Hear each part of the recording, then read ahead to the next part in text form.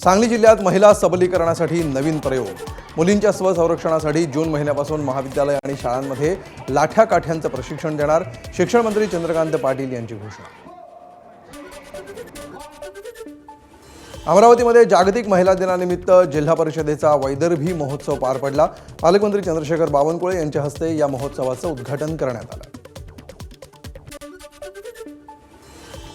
नाशिक जिल्हा परिषदेतील एकल महिलांसाठी स्वावलंबी रंगोत्सवाचं आयोजन। महिला दिनानिमित्त या कार्यक्रमामध्ये पारंपरिक वाद्यांवर ठेका धरत महिलांकडून आनंदोत्सव।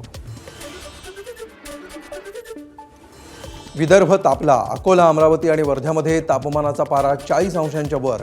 पुढील काही दिवसांमध्ये राज्याच्या अनेक जिल्ह्यांमध्ये पारा वाढणार, हवामान विभागाचा अंदाज। यूपीएससी 239वी रँक मिळवलेल्या पवन या यशस्वी विद्यार्थ्याच्या घरचा व्हिडिओ व्हायरल। घरावर नीट छप्पर नाही, जनावरांचा गोठा आणि कुटुंबियांचं राहणं एकत्रितच असल्याचं या व्हिडिओतून समोर। गोव्यातील डिचोलीमध्ये बिबट्याचा चालत्या दुचाकीवर हल्ला। दुचाकीवरील बहीण भाऊ जखमी। दोघांवर वांबोळीमधल्या रुग्णालयामध्ये उपचार। बिबट्यामुळे ग्रामस्थांमध्ये भीतीचं वातावरण। कांदिवलीच्या पूर्वमध्ये सरोवा कॉम्प्लेक्समध्ये लहान मुलांमध्ये क्रिकेटचा उत्साह।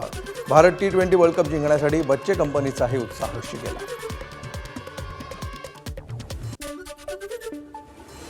पर्सच्या मैदानावर पार पडलेल्या ऑस्ट्रेलिया विरुद्धच्या एकमेव कसोटीमध्ये भारतीय महिला संघाचा पराभव। ऑस्ट्रेलियाचा भारतावर 10 विकेट्सनं दणदणीत विजय।